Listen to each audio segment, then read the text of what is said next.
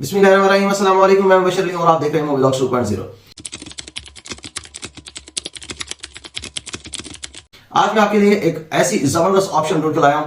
France जो कि एक बहुत ही जबरदस्त और अच्छा कंट्री है, इकोनॉमिकली भी काफी स्ट्रॉन्ग कंट्री है, वेल डेवलप्ड कंट्री है, यूरोप का एक बहुत ही इंपॉर्टेंट कंट्री है और फ्रांस की इकोनॉमी बहुत स्ट्रॉन्ग है। अभी तक जो था इंटरनेशनल कंपनीज या इंटरनेशनल टैलेंट बहुत ज्यादा नहीं जा रहा था। उसकी वजह जो है वो फ्रेंच लैंग्वेज थी। फ्रांस की जो कंपनीज हैं वो most of the time French national को ही रिक्रूट करती हैं या ऐसे लोगों को रिक्रूट करती हैं जो कि फ्रांस की जो लैंग्वेज है, फ्रेंच लैंग्वेज जिसको कहा जाता है, वो जानते हो। तो उन वर्कर्स को ही रिक्रूट करना पसंद करती हैं क्योंकि वो एक दूसरे के साथ कंफर्टेबल फील करते हैं बात करते हुए और एक दूसरे की बात को समझना उनके लिए आसानी हो जाती है। लेकिन पूरी दुनिया में जो इनोवेशन बहुत तेजी से हो रही है उसको देखते हुए फ्रांस जो है वो भी ये सोचने पर मजबूर हो गया कि कहीं हम लोग पीछे ना रह जाएं। तो उसको मद्देनजर रखते हुए फ्रांस की जो गवर्नमेंट है उसने और फ्रेंच जो कंपनीज है उन्होंने मिलकर एक सिस्टम बनाया है जिसमें फॉरेन वर्कर्स जो है उनको रिक्रूट किया जाएगा। बहुत सारी फ्रेंच जो कंपनीज हैं वो अब इंग्लिश में अपना जो है वो पूरा का पूरा सेटअप क्रिएट करती जा रही हैं और इंग्लिश में बातचीत करना स्टार्ट कर दिया। उन्होंने अपनी कंपनीज के अंदर फॉरेन वर्कर्स को हायर करना शुरू कर दिया है। लैंग्वेज बैरियर जो है वो कम होता जा रहा है। इस वजह से फ्रांस की जो गवर्नमेंट है उसको फैसिलिटेट भी कर रही है। तो आज मैं आपको लिए एक ऐसा जबरदस्त ऑप्शन ढूंढ कर लाया हूं फ्रांस का, जिसमें आपको 4 साल का लॉन्ग स्टे वीजा मिलता है। आपका जो वीजा है वो रिन्यूएबल होता है। नॉर्मली 5 साल के बाद आपको यूरोप में किसी भी कंट्री में पीआर मिल जाती है। इस वीजा पर आप अपनी फैमिली को भी साथ लेकर जा सकते हैं। आपकी फैमिली के जो मेंबर्स होंगे उनको ओपन वर्क परमिट मिल जाएगा। वो कहीं पर भी जाकर जॉब कर सकते हैं, कोई भी काम कर सकते हैं, उनके ऊपर किसी किस्म की कोई रिस्ट्रिक्शन नहीं होगी। सबसे बड़ी चीज ये है कि आप इस वीजा पर जब जाएंगे तो लाजमी नहीं है कि आप इसी वीजा पर रहकर जो आप काम करने के लिए गए हैं वही करते रहे। अगर आपकी सिचुएशन चेंज हो जाती है तो आप कोई और वीजा भी अप्लाई कर सकते हैं, किसी और कैटेगरी में भी मूव कर सकते हैं। मैं आपको इसको शो भी करवाता हूं और प्रॉपर्ली इसको एक्सप्लेन भी करूंगा। सबसे पहले आप ये जान लें कि ये कौन सा वीजा है। तो इसको कहते हैं फ्रेंच टेक वीजा और उर्फे आम में इसको कहा जाता है टैलेंट पासपोर्ट। तो आप इसको फ्रेंच टेक वीजा भी कह सकते हैं, टैलेंट पासपोर्ट भी कह सकते हैं। इसके अंदर 3 कैटेगरीज हैं। पहली कैटेगरी जो है वो एम्प्लॉय के लिए है, यानी कि अगर आपकी जॉब हो जाती है तो वहां जाकर आप एज अ एम्प्लॉय किसी भी कंपनी में काम करते हैं। दूसरी कैटेगरी फाउंडर के लिए है। फाउंडर यानी कि अगर आप अपना कोई स्टार्टअप क्रिएट करना चाहते हैं, टेक स्टार्टअप फ्रांस में जाकर, तो आपके लिए ये कैटेगरी है। तीसरी कैटेगरी है इन्वेस्टर के लिए, जो कि जस्ट इन्वेस्टमेंट करना चाहता है, वो खुद से कंपनी को रन नहीं करेगा या पॉसिबली सिनेरियोस में कर भी सकता है। तो डिफरेंट रिक्वायरमेंट्स हैं तीनों कैटेगरीज की। मेन चीजें जो है वो सबके लिए सेम है, जैसा कि 4 साल का ये वीजा मिलेगा आपको, रिन्यूएबल होगा, फैमिली को साथ लेकर जा सकते हैं, वहां जाकर फैमिली भी काम कर सकती है। तो सर्कमस्टांसेस चेंज हो जाते हैं तो आप उसको चेंज भी कर सकते हैं कैटेगरी को और किसी और कैटेगरी में मूव भी हो सकते हैं। तो अभी मैं आपको स्क्रीन पर लेकर चलता हूं, वेबसाइट दिखाता हूं और साथ बेसिक इसकी सारी की सारी चीजें जल्दी से दिखाता हूं। लेकिन स्क्रीन पर जाने से पहले मैं आपसे रिक्वेस्ट करूंगा कि अगर आपने अभी तक मेरे चैनल को सब्सक्राइब नहीं किया तो मेरे चैनल को जरूर सब्सक्राइब कर लीजिएगा। जज़ाकल्लाह खैर। इस टाइम आपको स्क्रीन पर जो वेबसाइट नजर आ रही है वो है lafrenchtech.gouv.fr। ये गवर्नमेंट की ऑफिशियल वेबसाइट है फ्रांस की। इसमें आपको सामने जो हेडिंग नजर आ रही है वो है फ्रेंच टेक वीजा की। यहां पर आप थोड़ा सा स्क्रॉल करें, यहां पर आपको बेसिक सारी की सारी इसके बारे में बताई जा रही है। इंट्रो दिया फ्रेंच टेक वीजा का, वो नॉर्मली वही चीजें हैं जो मैं आपको ऑलरेडी बता चुका हूं।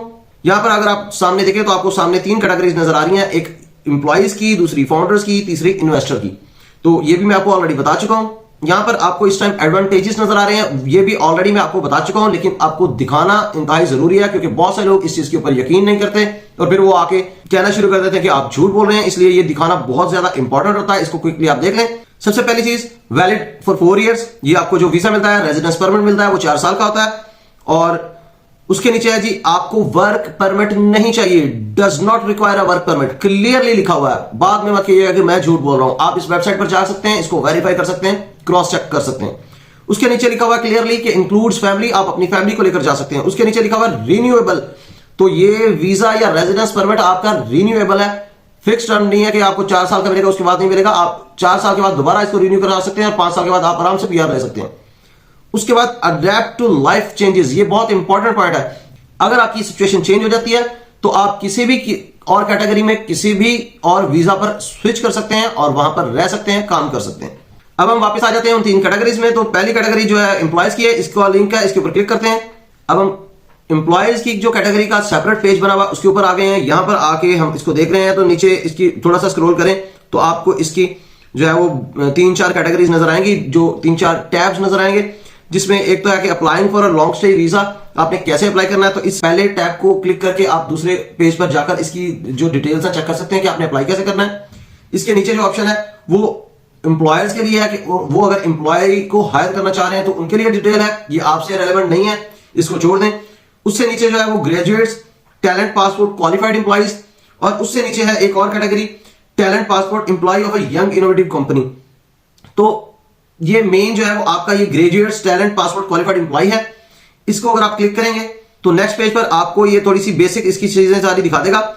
इसके अंदर मेन चीज यही है कि एक तो आपके पास मास्टर्स या मास्टर्स के इक्विवेलेंट डिग्री होनी चाहिए। उसके बाद एलिजिबिलिटी क्राइटेरिया जो है उसके अंदर एक चीज ये है कि आपकी जो मिनिमम पे है वो 43,243 यूरोज होनी चाहिए पर ईयर। और उसके बाद आपके पास एक परमानेंट या फिक्स टर्म कॉन्ट्रैक्ट होना चाहिए जॉब का जो 3 महीने से ज्यादा का हो। और उसके बाद आपने अपनी डिग्री की इक्विवेलेंसी लेनी है। ये 3 मेजर रिक्वायरमेंट्स हैं इसकी एलिजिबिलिटी जो क्राइटेरिया है। इस टाइम मैं आपको फाउंडर्स के पेज के ऊपर ले आया हूं और हम उसकी क्विकली जो है एलिजिबिलिटी क्राइटेरिया देख लेते हैं। उसके लिए भी 3 पॉइंट्स हैं मेन।